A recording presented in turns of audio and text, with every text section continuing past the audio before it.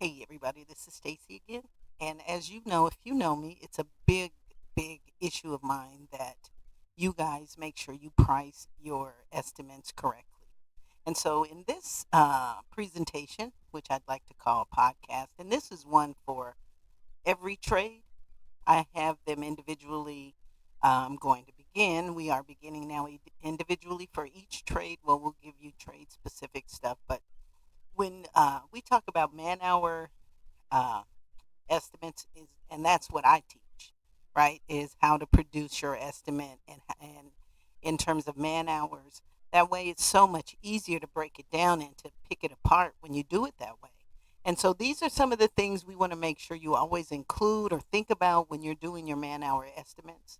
Okay, so it's all the productive labor that's normally associated, okay, with installing materials that are in your estimate, every part and piece of your estimate.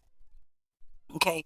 Now, the estimates that I help you with or that we do and that you are presenting in most cases is under normal conditions. Unless you've had a site visit, and that's where you need to start thinking technically when you go to look at these projects. If they give you a site visit, I would recommend going to it and looking for things that are outside the norm, right? Things where you'll have to get more labor to do or take more time to do, or it's intricate, or it's above the second story, it's third, fourth, fifth story stuff.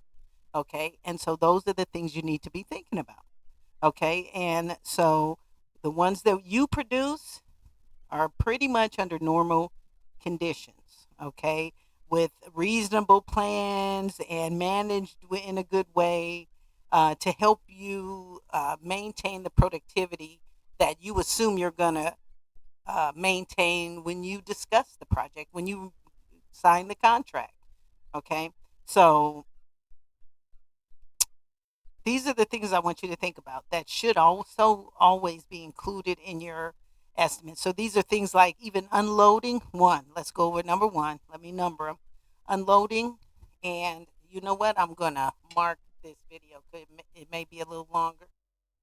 So we're going to say at 2:30, we're going to talk about the things that should be included in your estimates. Okay, so at point 2:30, 2 minutes and 30 seconds, pretty much. Okay, so these are the things. Number one, unloading and storing construction materials. That is a part of your productive labor. Okay, moving the tools and equipment around on and off site. That is a part of your productive labor. Okay, number two, working and this is normal. Okay, this is normal conditions because I'm going to go over conditions that are not. So these are normal conditions. So number two, working no more than. Okay, no more than 2 floors above or below ground level. Okay, so that's number two. Number three, working no more than 10 feet above an uncluttered floor. Okay, so you got to go above 10 feet, and there's a bunch of stuff down there. I mean, that goes along really with OSHA standards too. Okay, so all that goes together. And really, when it comes to OSHA, per trade, and when I started my YouTube channel, I was surprised I didn't have one because of everything I knew. But I'm not the kind of you see, I rarely show my face, so I'm not a kind of this kind of person. But I know a lot of stuff that helps a lot of people, and that's cool. And I like that. And I'm getting older, so I want to make sure. Well, I'll be 60 in December, getting older. I want to make sure I leave stuff for you guys to pass along. And to women, if you're a woman and you're interested in getting into construction, email me at education@sfjohnsonconsulting.com. Trust me, construction needs a woman in every aspect, whether we're outside, inside, and in an appropriate way. Okay. And so if you're interested, if you're a woman, and I see I do have ladies that listen, email me. I will give you free construction education based on what you already do. Or if you're interested in getting into any aspect of it, trust me, any aspect of it's going to pay you. And so I'd be happy to discuss that with you. Unfortunately, my training isn't free for the advanced stuff like project management. That's pretty much it. But all of the basics and giving you clues on how to maneuver into estimating, because if you've never done this before, you're not going to just want to probably jump into being an estimator. Okay, so you'll probably want to learn, in which I'd like to have more women learn about the administrative roles and to become really strong in those areas, and then go out. And that's kind of what I've done myself. I mean, administratively, I know I can read a set of plans any set backwards and forwards, but now it's like, can I actually go out and set up a column? Let's go see. So I have tons of backyard to test on, and that's what I'm going to start doing. It's like I keep saying that, but I'm going through some things. I'm building up some stuff at the house that I live in before I start. But yeah, I'm gonna make me a nice, at least attempt to. I'm gonna set one column. If you could set one, and I've watched a lot of people I paid for here do it, and I'm like, all right, I could do that. It's all about digging the hole. Okay, can I dig the hole? What I'm gonna dig the hole with?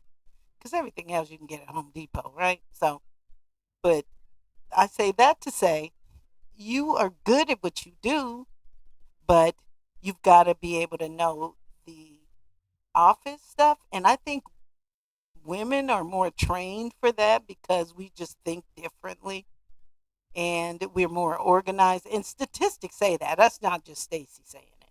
Anytime there's a woman involved in any project, she if there's not a whole bunch of egos involved, she usually takes the lead because she's more calm about it and she's organized. Think about it. Women run households.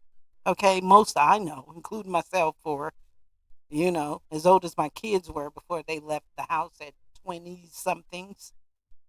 We've been running stuff since day one. So it's kind of logical that we would be able to run an office, especially construction. You know, that's like having a family, really. We could do it. And so if you are interested at all, please let me know. And I went off track. So, as always, so no more than 10 feet above a cluttered floor.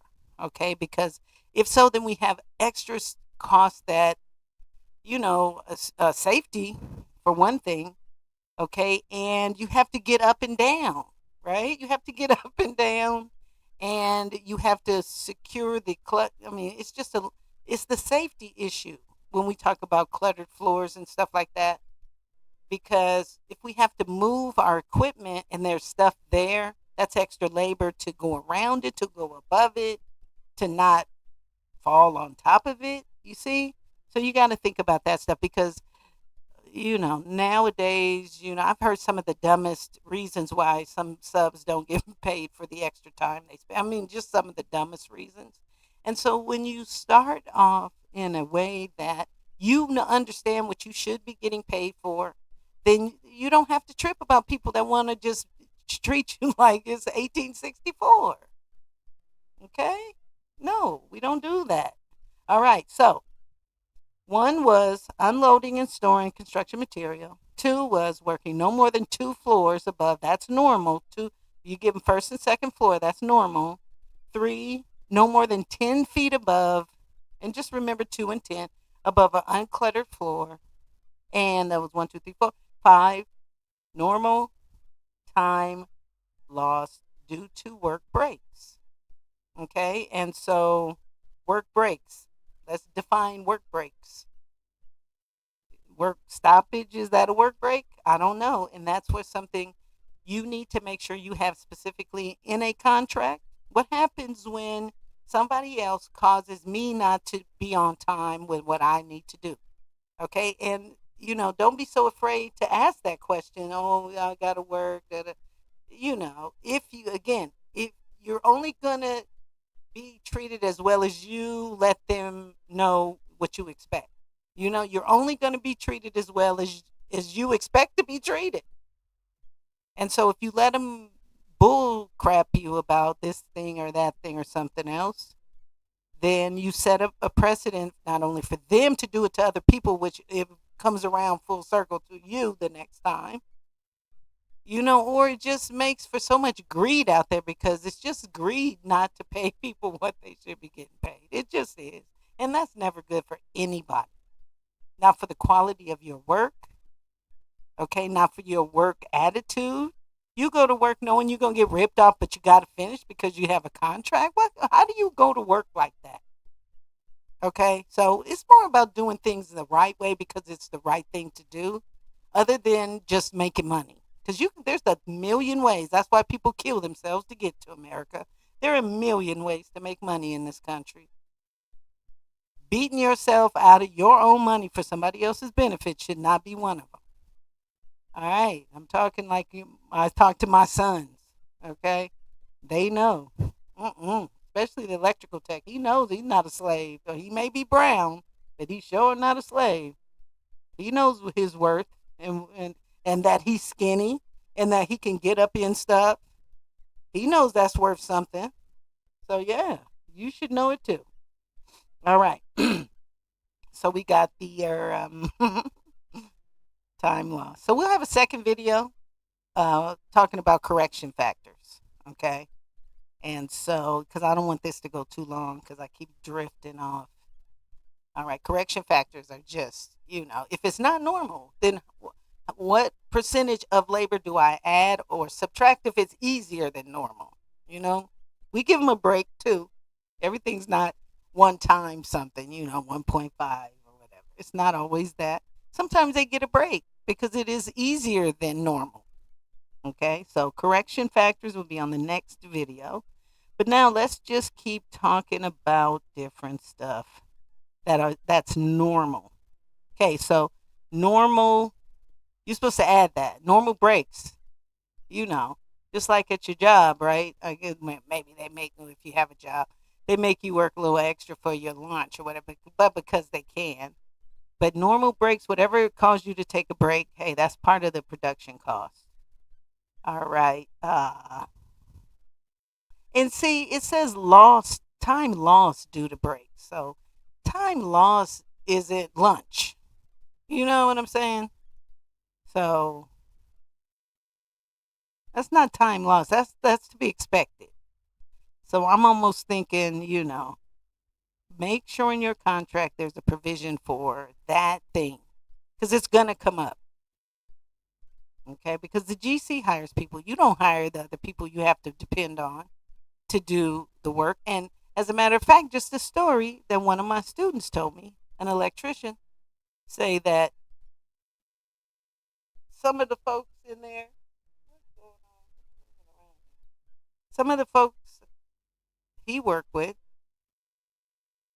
may not necessarily like him very well.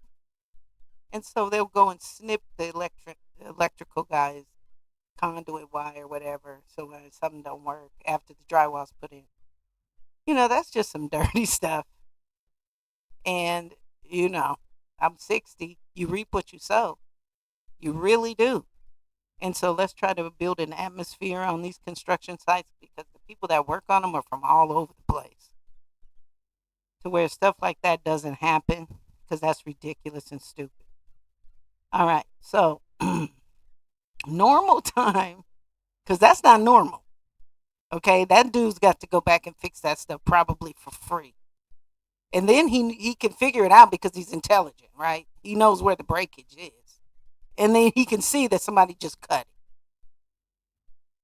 So that's really, and they can probably figure out it was either you or you because you and you came after me. So, that's stupid. On top of you can get caught. On top of maybe the GC won't ask you to come back no more because you've really wasted a lot of the project's time with something that insane and stupid. So if we're gonna be kids, then go out and work at Walmart or something. But adults, no matter who they have to work with, know how to do it with a professional attitude and work ethic. All right, here we go. Normal time. Back to that one. Okay, moving tools and equipment from a storage area because if it's new construction, they've got the storage area over there. This is the only place we got, Yeah, add those times up. That's why every day you should have a daily log of activities that go on and how long it takes.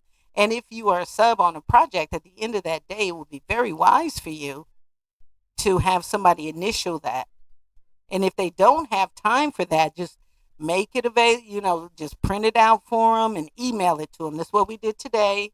Could you please confirm and take pictures, whatever, because, hey, people are greedy. And a lot of these construction dudes have terrible money management skills. So, subs too. Okay. So do all of that because that's important. Okay. Moving equipment to and from the storage area. Okay. Normal. Now, if it's more than 200 feet, then we add to that. Okay. So keep that in mind. More than 200 feet. That's excessive, but we talk about that next time. Okay, returning tools and equipment to the storage. So moving them around, returning them at the end of the day, all of that is part of your regular production. Okay, so that should be a line item in your estimate. Okay, planning and discussing the project. And planning and discussing what should be done. Tool talks, that kind of safety talks, all that stuff is really part of if you're a good construction firm, because somebody could technically die in any construction firm, any construction site, somebody could not go home at the end of the day because of the work that's done. So yeah, that should be regular part of your production time and something that should go on every day, and you shouldn't let anybody rush you to where it does not go on every day, and it should be documented. Okay, that's why you need women in construction. Okay, because everybody's on the other end so worried about hurrying up making the money or whatever. It's all money related. Let's focus more on doing a good job for the owner, making a stellar project that doesn't crack, leak, fall down in the future, and everybody get paid what they're worth. That would be a wonderful place to land these days. All right. So, yeah, every day you should be planning and discussing the project and the work that should be performed for that day. It should be documented. At the end of the day, you should have done it. And if you didn't do it, that should be documented too. Okay. And that's why I encourage you, if you haven't already signed up with me, to sign up for the workshop where I show you how to do your, document management. Get a scanner. HP has them for cheap now, the way you can have it in your office. Scan it at the end of the day, file it, put it in the right file folder, shred the paper. If you already have Gmail, then you have a ton of storage already. You don't need anything else. Only the GCs really need all that because they got tons of projects they're probably looking at. Okay, but as a sub, and rotate those projects in and rotate them out as far as storage. Okay, take the workshop, it would help you very much so. Or hire a woman, okay, because she will tell you to do all of this. All right. Let's see what else. Normal handling, measuring, cutting, and fitting. Well, that's part of the project. Okay.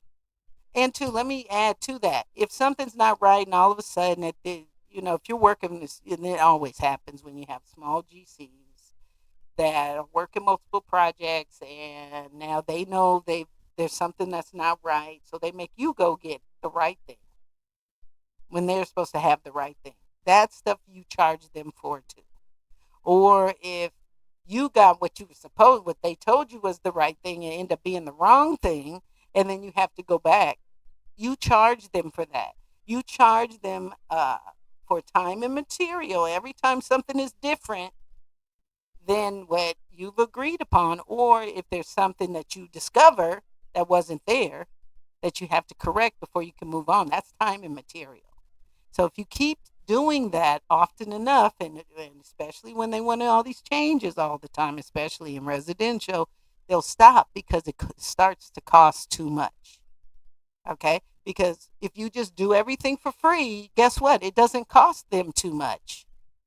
And so that's why you need to have a contract, especially if you work in residential and You primarily work residential, there's tons of resources for you to sign up for $150 a year, whatever.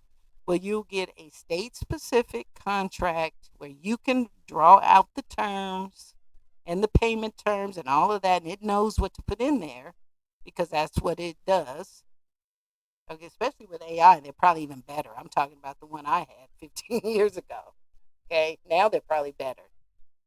Don't do anything without a contract, or else you're not a real business owner. You're just somebody just trying to make some money real quick. Because in the end, the contract protects you. Come on. All right, so I got a couple more of these before we call it a day.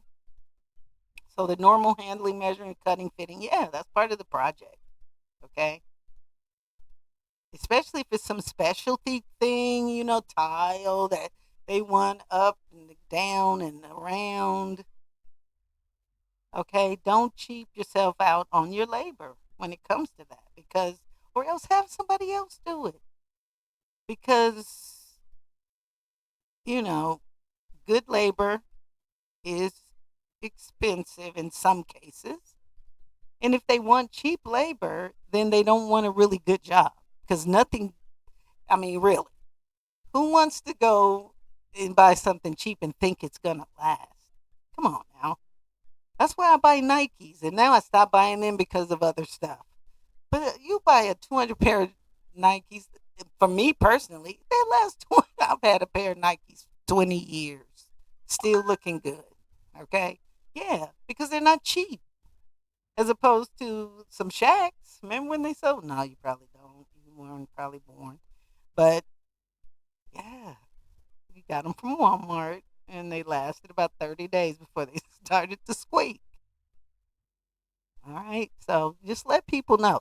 Don't start, because a lot of people are out there right now because of COVID started their own businesses and, you know, and I understand that. And hey, I used to do electrical estimates for $70. Huge ones. I was like, oh my God, what was wrong with me? Yeah, I didn't know my worth. Okay. I really didn't. Same with you. All right. If you're doing that, there's enough. I mean, man, if you're good at what you do and you have a license and all that, there's no reason to cheat yourself. So just know these are the things you should be charging for. And in the next video, okay, once I do it, I'll attach it to this one and vice versa. You'll know what extra to charge for. All right, so we got a couple more to go. Regular cleanup, that's second to last. And this is a big one, the very last one. So regular cleanup, okay, when you got to clean up. That's not free. Okay, and this last one I think is important. So I've given you 1, 2, 3, 4, 5, 6, 7, 8, 9, 10. The 10th one I think is important. So it says infrequent correction or repairs required because of faulty installation. Okay, so that was a good one because I didn't see that one coming. All right. So again, with the guy that's cutting the wire because he's hating on the electrician and then putting up the drywall, that's that. Okay. I have to charge you. So as the electrician, you go ahead and take pictures, send it to your insurance company. Maybe you can get, somehow, whatever. Because, I mean, I was a construction defect litigation adjuster. There's a lot of stuff in that. With somebody else. If you can figure out who cut the wire, that guy owes you for that, or lady. Okay, so that's how deep that can go. So don't play those kind of games. Because me personally, that's the way we would go. Okay, or I'd be saying, hey, so one of these guys after me, ABC Drywall, don't work with them because they cutting your stuff and then putting up their drywall. Yeah, so it goes both ways. So yeah, I gotta charge you for somebody else's faulty work that messed my stuff up. Yeah, I'm sorry, I have to charge you for that. So that's an important thing to make sure you have in a contract. Oh my Jesus. Sorry. I try to keep religion out, especially Jesus. Oh my God. Okay. But yeah, that's one you make sure for certain it is in the contract. So this is Stacy. Please like, subscribe, join, go to the website, join there, get everything you need to be the professional God has, haha, and the universe has created you to be. See you next time.